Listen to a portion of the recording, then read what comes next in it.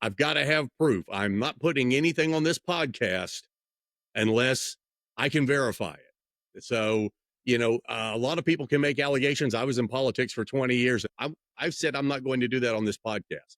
I asked you to send me some examples of what you just spoke about there with the disbursement of funds, claiming that the chairman was using a credit card for personal use. These are some slides that David Cross has sent me personally. I went on the FEC website and verified these. Can you just talk us through these? Let us know what we're looking at here. Sure. So this is a perfect example. On the top left, where it's been circled in red up there, you'll see Brooks Brothers, and it even gives the address, 5393 Peachtree Road. So there's a little Brooks Brothers place. And for those that don't know, Brooks Brothers is where you buy, dress shirts and sport coats and things like that, and socks. It's a men's clothing store. On the bottom right-hand side, you see total amount $131.96. Chances are that's probably a shirt or a shirt and tie. I mean, inflation's gotten up there nowadays, and shirts cost a little bit more. But what's really very strange about this is underneath where it says Brooks Brothers and it says City Atlanta and then purpose of disbursement, it says meeting. It's not a meeting. You're not having a meeting at Brooks Brothers. And then below that, it says administrative. And then further below that, under administrative, it says federal share, $27.71, and non-federal share, $104.25. The importance of those two numbers over there is that somebody had to key those things in to allocate towards federal share and non-federal share. So, I don't know who put the information in, but I do know that somebody had to put it in. And if if things are being proofed and you're looking for things, you would find something like this. And what's really crazy about this is, so you said before, I'm in the financial services business. I've been a financial advisor for 34 years.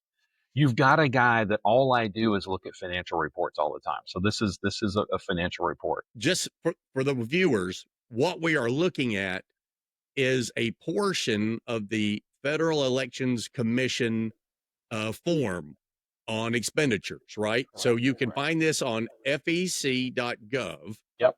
And go through and find that. So this is a portion of the actual form, just so people will know what we're looking at. I'm sorry, I didn't mean to interrupt you. No, that's a great clarification. So these forms, when they come out, they're anywhere from like 50 pages long, 160 pages long, and I downloaded like everything like from the last year and a half, and I think I had like 1,600 pages. So your average person is just not gonna go through these things. But what they're required to do is the parties are required to disclose how much money came in, who gave, $100 or $25 or $10,000. They have to list everyone, individually, and then they have to list the expenses individually too. So it's supposed to give you, clarity. It's supposed to give you, transparency. The problem is that it's one thing, and the chairman right now is saying we're very transparent. We fill out all the forms. Everything's on fec.gov. The problem is the average person is going to look at this and it's going to be like visual diarrhea. I mean, it's terrible. The way that it's constructed, it's not very simple to look at, and it's very tedious to go through all of it. But this is just one that we found out of. I mean, I think I'm up to, I can't even tell you how many, transactions I found so far. I think I'm up to 15 now. Let's go through these things that you sent me. So give us, what is this? So Rock and Jump is a kids jump zone kind of place, where they have like, trampolines and, foamy balls and all that kind of thing. So this is, $58.27 at Rock and Jump on Cumberland Parkway in Atlanta. And again, it says purpose of disbursement, meeting, and somebody had to distribute it between federal share and non-federal share. And this is a children's event center or recreational thing? Yeah. You've seen those places where your kids or grandkids go to, and they're like jumping around on balls and trampolines and things like that. That's what it is. It's a kids place, and there's two of those in the March report. All right, and now here's the third one that you'd sent me. What is this? Okay, so on the bottom right hand side where you've got the red arrow, it's $479. And what is it for? Top left, it says Alloy Personal at 6075 Roswell Road. So if you type in, if you just do a Google search or a DuckDuckGo search, and type in Alloy Personal 6075 Roswell Road, you'll get Alloy Personal Fitness and Training, and it's a personal, personal fitness place. So I contacted the company. I called a young lady, I think her name was Sarah, got her on the telephone, and I said, "Do you have anything that costs $479?" And she said, "Oh yeah, that's the cost of our monthly membership." I'm like, okay, great. So on this one, again, you see that it's categorized as meeting and administrative. What's really strange about this is that we found four of these charges in the month of March. So there was one on March 6th. I think there was two on March 20th and one on March 24th or 26th. So there were four charges just in the month of March, but we also found another one of these back in December of last year too. So there's five charges for $479. Okay. Have you confronted the chairman, Mr. McCoon, with this, and what has his response been? All right, so I brought it up.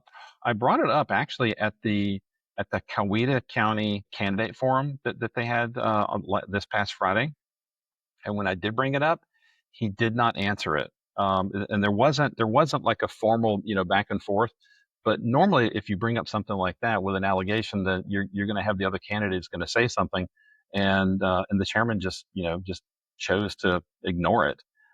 But he did say he had a meeting in Chatham County on Saturday morning, a breakfast down there, and he addressed the crowd down there and said that he needed to, make an apology and let people know that after the election, in 2024, he was in the worst shape of his life, and he signed up, for this personal fitness trainer, right? And I get it, people make mistakes, all right. But in this case, there's four charges, on the same card, and it's not, and even if, that it was a total accident, you know, he didn't catch it, I did. The financial guy caught it and said, "Hey, what is this?" And it was not only this, but hey, what about the Jumpy Playhouse, and the Brooks Brothers? And that's just the tip of the iceberg, because it gets way worse. We're finding even more money that's being paid out to his best friend. You know specifically that these charges are directly from Mr. McCoon's card, or they're directly related to him personally and not another employee or staff member of the GOP. So my understanding is that he has a credit card, and he really should be the only one that has a credit card. I would imagine that his administrative staff might have one, but he's already admitted to the fact that he's the one that made the charge, at Alloy Fitness. We found $300 worth of dry cleaning bills, and he's apparently admitted that those were his also, and he's reimbursed the party. But if I hadn't pressed this, I mean, uh, I don't know that it ever would have been caught or ever would have been paid back. And that's the key fundamental issue that's going on right now, is that there there are very large donors and even small donors. I mean, the Georgia GOP, if we had 20,000 people that were giving $10 a month, to kind of keep the lights on, you could move the needle at the Georgia GOP with $200,000 a month. I mean, $200,000 a month, that's $2.4 million a year. That's that's real money, and that's in addition to what you could bring in from large donors. But people aren't going to give if they feel like they're throwing their money into a furnace. Let me ask you this too. On social media, in Republican circles, there's all kinds of chatter and really disregard for a non-disclosure agreement that the apparently the party is making everyone running for one of these state posts sign off on, and it has some steep financial penalties, I've been told. Can you elaborate on that and let us know what that is? Yeah, sure. So when we're running for these big positions in the Georgia GOP, the candidates normally have to sign off on a non-disclosure agreement in order to receive the list of names of the delegates who are going to be attending the convention. That list is critical for candidates to be able to get their message out so that they can hopefully be recognized and earn the vote of the delegates.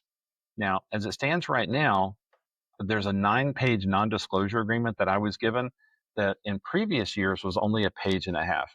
And the chairman has come right out and said, we know that David Cross is using the list inappropriately, to reach out to past delegates. And you know what? I don't really have a choice. Number one. Number two, I'm not doing anything inappropriate. I mean, I'm sending a political message to people who are involved in the party, trying to reach out to them. I'm not marketing to these people. I'm not, going out there and saying, hey, come use my business or something like that. I'm just simply trying to reach out to them to get my message to them. But I'm being stopped right now, and I still don't have the list of the delegates at this point.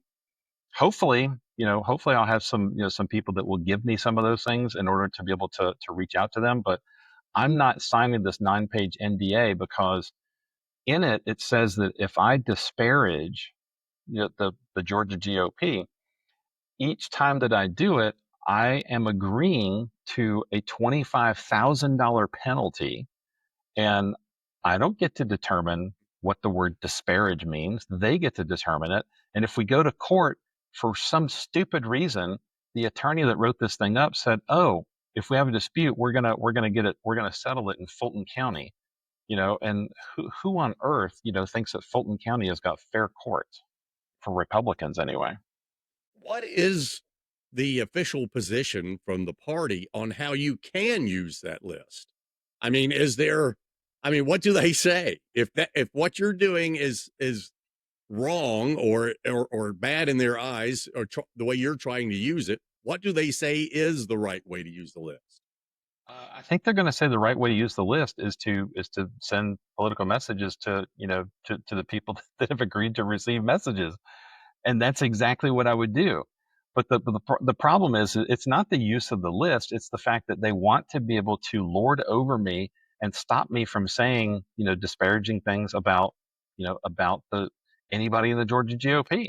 And as it stands right now, Steve, people ask me. I've had a couple of people ask me and come to me and say, you know, you're running such a negative campaign. Can't you say something that's nice? And I said, if I had a lot of nice things to say, I wouldn't be running against the chairman. I think there's so much work to do right now. And he's going out there and saying, we have to beat John Ossoff. Well, no kidding. Okay. We have to elect, a Republican to the governor and the lieutenant governor and so on. Really? No kidding. And then he's also going out there and telling people, why do you want to take the A team, off the field, right now? And what the chairman does not fully understand is that Donald Trump won because Donald Trump had a ground game with Trump Force 47. And when he came into Georgia to round people up and get the votes, it was like having a superstar quarterback come on the field, with a great team, and Josh is the coach, and the the coach could have been a corn muffin sitting on the bench, and Trump still would have won. That's where we are. I don't think he understands that. But going into 26, you can't do what you did before in 24. It's going to take a totally different approach, and it's going to take totally different motivation and team building throughout the state in order to get the wins that we need. Well, I noticed too in your writings, you have listed some problems you've had with specific employees, staff members of the Georgia Republican Party Incorporated. You want to elaborate on that? Yeah, so the biggest problem I have is with Josh's best friend, a guy named Travis Bowden. He from the get go stopped me from getting an email account because he thought that I would send crazy messages to the governor, which would not have happened. But as it turned out in 2023, when I became second vice chair, I did not get an email account. I did not get a name badge. I didn't get business cards. I didn't get, a tiara and a sash or money or anything. Nothing. I got nothing. I got thrown into a closet and heaped crap on me like mushrooms and slammed the door. That's what I got from Travis Bowden. He frequently reminded me that the second vice chair has no official business with the Georgia GOP. But when I become chairman, we're going to change that.